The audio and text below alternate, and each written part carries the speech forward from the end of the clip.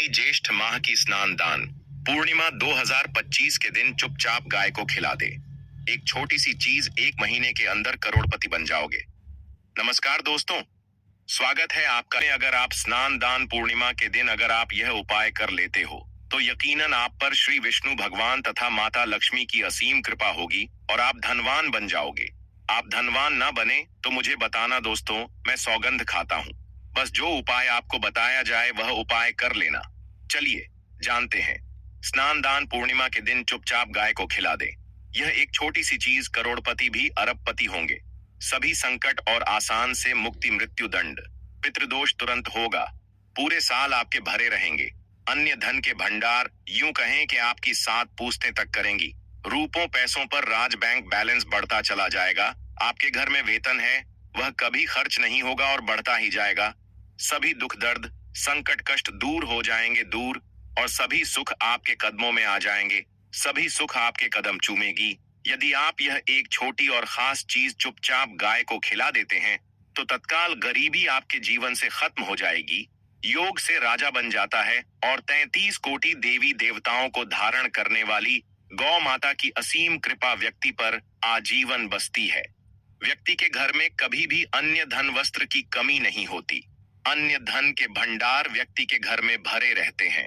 तो दोस्तों, कौन कौन से बेगौ माता से जुड़े खास और महत्वपूर्ण उपाय हैं जिन्हें यदि स्नान दान पूर्णिमा के दिन कर लेते हैं तो दोस्तों, गाय का उपाय बताने से पहले मैं आपको स्नान दान पूर्णिमा पूजा के बारे में थोड़ा सा जानकारी दे देता हूँ कि पूर्णिमा कब है और इस महीने में किस तारीख को पड़ रही है। 10 या 11 मई को है। स्नान दान पूर्णिमा के दिन आपको पवित्र नदी में स्नान करना है दोस्तों। जिस दिन का इंतजार दुनिया भर के हर पंडित, एस्ट्रोलॉजर और हर हिंदू भाई है को रहता है, वह दिन अब आ गया है दोस्तों। आपकी जानकारी के लिए बता दें, हिंदू धर्म में बहुत सी पूर्णिमा आती है, पर इस बार की स्नान दान पूर्णिमा बहुत ही दुर्लभ सहयोग में पढ़ने से किसका महत्व बहुत अधिक बढ़ चुका है। इसमें सबसे पहले भगवान विष्णु तथा माता लक्ष्मी की और उनकी विधि विधान से पूजा की जाती है। गौ माता की पूजा की जाती है, लेकिन इनमें सबसे ज्यादा महत्व स्नान दान पूर्णिमा का माना जाता है। शास्त्रों में, वेदों पुराणों में साफ साफ लिखा हुआ है, ज्येष्ठ महीने की पूर्णिमा भगवान विष्णु और माता लक्ष्मी जी का आशीर्वाद प्राप्त करने का सबसे सुनहरा दिन होता है। इस दिन भगवान विष्णु जी तथा माता लक्ष्मी जी बहुत ही ज्यादा प्रसन्न मुद्रा में होते हैं और अपने दोनों हाथों से अपने भक्तों पर कृपा बरसाते हैं। एक तरफ दोस्तों, मान्यता है स्नान दान पूर्णिमा के दिन जो चंद्रमा होता है वह अन्य दिनों के मुकाबले सबसे ज्यादा प्रकाशमान होता है और सूर्य देवता को आर्घ दिया जाता है। महिलाएं बैशाखी पूर्णिमा का व्रत रखती हैं। दोस्तों, अगर आप नहीं जानते तो आपकी जानकारी के लिए बता दें, एक व्यक्ति की कुंडली में अगर चंद्र ग्रह की स्थिति अच्छी है तो उसे व्यक्ति का भाग्य हमेशा उसका साथ देता है। वह व्यक्ति जिस कार्य को भी शुरू करता है उसे कार्य में उसको सफलता प्राप्त होती है। इसीलिए स्नान दान पूर्णिमा को हमारे हिंदू धर्म में बहुत ही ज्यादा विशेष और खास महत्व दिया गया है। आप लोगों की जानकारी के लिए बता दें, 11 मई स्नान दान पूर्णिमा के दिन 52 तरीके के शुभ योग बन रहे हैं। कई सालों के बाद चंद्रमा का प्रकाश इतना प्रकाशमान होगा जितना कभी नहीं हुआ। 30 साल में ऐसा दुर्लभ संयोग बनने जा रहा है। लक्ष्मी योग, ग्रह योग, नक्षत्र योग, अमृत सिद्धि योग जैसे शुभ योग का निर्माण हो रहा है। पूर्णिमा के समय में पूरे दिन का व्रत करना चाहिए। पूर्णिमा के दिन भगवान विष्णु जी और माता लक्ष्मी जी का आशीर्वाद प्राप्त होता है। स्नान दान पूर्णिमा तिथि के दिन ब्रह्म मुहूर्त में सोकर नहीं उठ सकते हैं।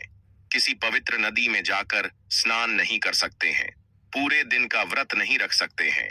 वैसे तो दोस्तों, स्नान दान पूर्णिमा के दिन स्नान और प्रातः का विशेष ही महत्व होता है, लेकिन इस दिन अगर आप ज्योतिष शास्त्र तंत्र शास्त्र के अनुसार एक गाय वाला उपाय विधि विधान से कर लेते हैं तो इस उपाय को करने के बाद साक्षात आपको विष्णु जी और माता लक्ष्मी जी का वह असीम आशीर्वाद, भगवान विष्णु जी की कृपा से आपके नवग्रह आपका साथ देना शुरू कर देंगे।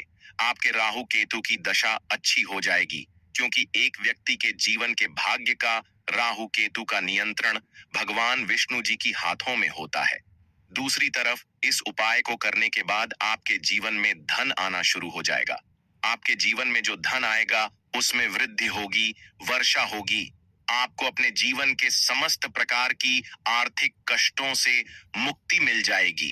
क्योंकि दोस्तों, अगर माता लक्ष्मी जी एक व्यक्ति को आशीर्वाद देती है, उस व्यक्ति को करोड़पति बनने से दुनिया की कोई भी ताकत नहीं रोक सकती है।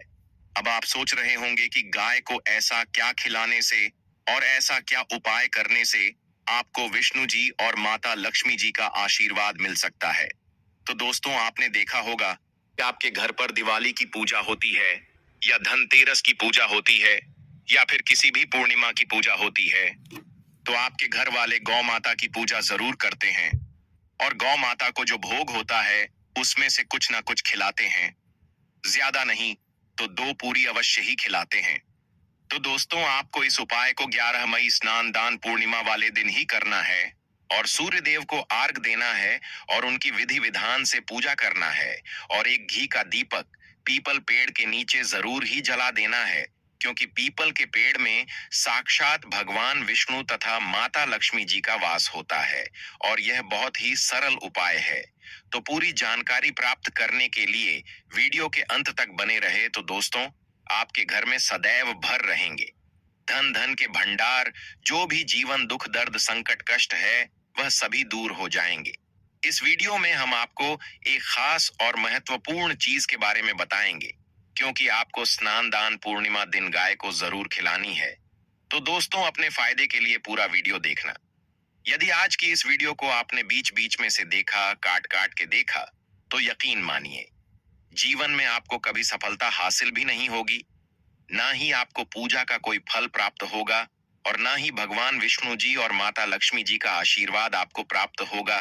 तो वीडियो को पूरा जरूर देखें, क्योंकि इस वीडियो में आपको गौ माता से जुड़े उपाय के बारे में बताने वाले हैं, जिन्हें करने से आपके जीवन के जो भी दुख दर्द संकट है या कामयाबी होने में कोई बाधाएं आ रही है, सभी से छुटकारा मिलने वाला है।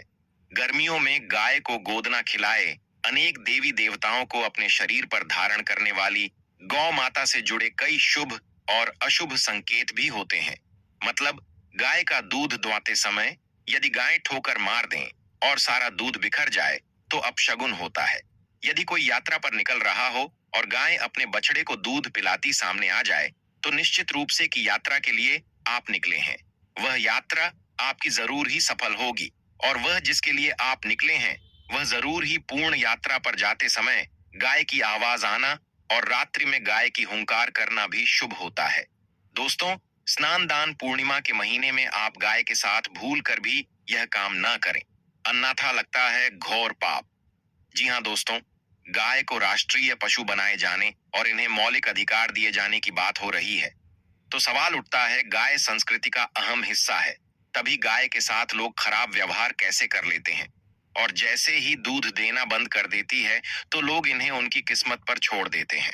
सड़कों पर और गलियों में भटकने के लिए ऐसे में गोवंश जीवन को कोई डंडे मारता है तो कोई उन पर पानी डाल देता है, कई बार लग जाती है, तो कभी बीमार होकर बेचारी गाय दम तोड़ देती है। ऐसे में जरूरत है इन बातों को जानने की, गाय को लेकर शास्त्रों में क्या कहा गया है, आपको कैसा व्यवहार करना चाहिए। क्या दोस्तों, गाय को कभी भी मारना पीटना नहीं चाहिए। शास्त्रों में गाय को माता का दर्जा दिया गया है। गाय को मारने वाला माता को मारने पीटने वाले के समान पाप का भाग्य समझा जाता है। नरक लोक में वर्षों तक कष्ट भोगना पड़ता है। अगले जन्म पशु योनि में मिलता है कि गौतम मुनि ने गलती से गाय को डंडा मार दिया था, जिस गाय की मृत्यु हो गई थी, और इस पाप से मुक्ति के लिए इन्हें वर्षों तक तपस्या करनी पड़ी। भगवान श्री कृष्ण जी ने बैल स्वरूप में आए वृद्ध आश्रम का वध कर दिया था, जिससे मुक्ति के लिए भगवान श्री कृष्ण को संपूर्ण तीर्थ को एक कुंड में बुलाना पड़ा और इस कुंड में स्नान से वह पाप मुक्त हो गए थे। यह दोस्तों साथ ही साथ पानी पी रही गाय को भागते हैं, वह घोर पापी के भंग बनाकर होते हैं। ऐसे लोग घर आपसे मुक्त होकर स्वर्ग पाए जाते हैं और बड़े ही धनवान कल में जन्म लेकर सुख भोगते हैं। और साथ ही साथ आराम कर रही गाय को कष्ट देकर कभी भी उठाना नहीं चाहिए। वह जन्म में किए गए जाने अनजाने में पापों से मुक्ति हो जाती है और गोलोक में स्थान पाते हैं।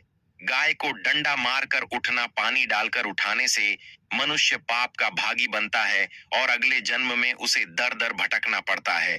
और साथ ही साथ शास्त्रों में बताया गया है, जो लोग गाय की सेवा करते हैं और उनका भोजन खिलाते हैं और उनकी परवरिश अच्छी तरह से कहते हैं, लोगों के जीवन की सभी इच्छाएं पूर्ति होती हैं।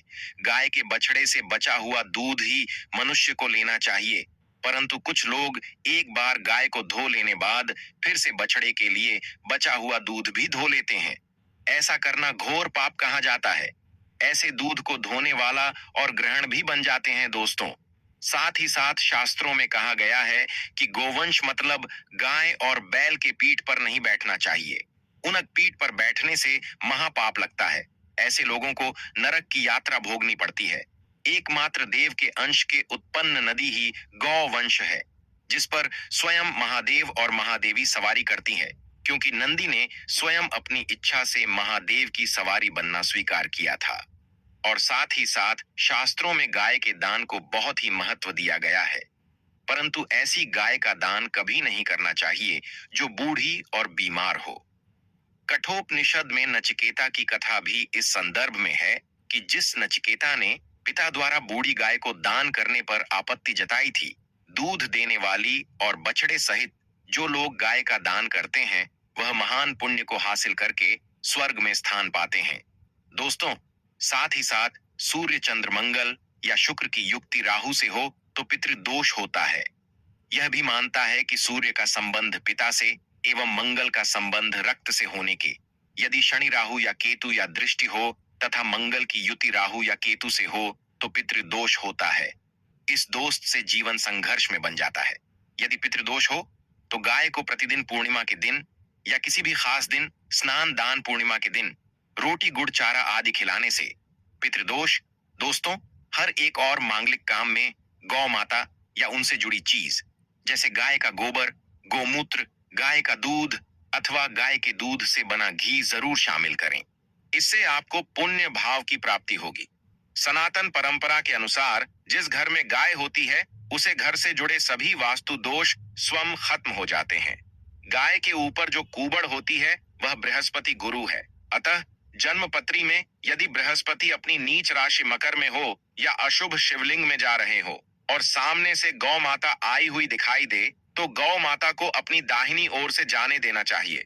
आपकी यात्रा जरूर ही सफल होगी। और साथ ही साथ यह संकेत भी जान ले, यदि आप यात्रा पर जा रहे हैं और सामने आपके गाय पड़ जाए अथवा अपने बछड़े को दूध पिलाती हुई सामने गए दिखाई दे जाए, तो समझ जाना कि वह यात्रा आपके लिए जरूर ही सफल होगी। और साथ ही साथ जिस घर में गाय होती है उसमें वास्तु दोष स्वतः ही खत्म हो जाता है। और आप भी रोटी बनाएं, प्रतिदिन ताजी रोटी ही बनाएं। गाय को अगर आपने रोटी बनाई है तो कोशिश करें कि उसे रोटी को आप तुरंत ही गाय को खिला दें। अगर आप उसे रोटी को रख देंगे और उसे रोटी को अगले दिन देंगे तो वह रोटी बंसी मानी जाएगी। गाय को कभी भी बासी रोटी ना दे, इसे घर में नकारात्मक ऊर्जा वास करती है और आपकी बिल्कुल भी नहीं बनेंगे। इससे आपके घर में हमेशा दर्द देवता का वास रहेगा और आप जिस भी कम उसे काम में आपको हमेशा असफलता ही हाथ लगेगी। इसलिए कोशिश करें गाय को रोजाना ताजी रोटी बनाकर खिलाएं, बासी रोटी गाय को ना दें। और साथ ही साथ सड़ी गली चीज गाय को नहीं खिलानी चाहिए कि घर में कोई फल है, कोई सब्जी है, सड़ जाए तो लोग क्या करते हैं, गाय को देते हैं। नहीं, ऐसा नहीं करना चाहिए।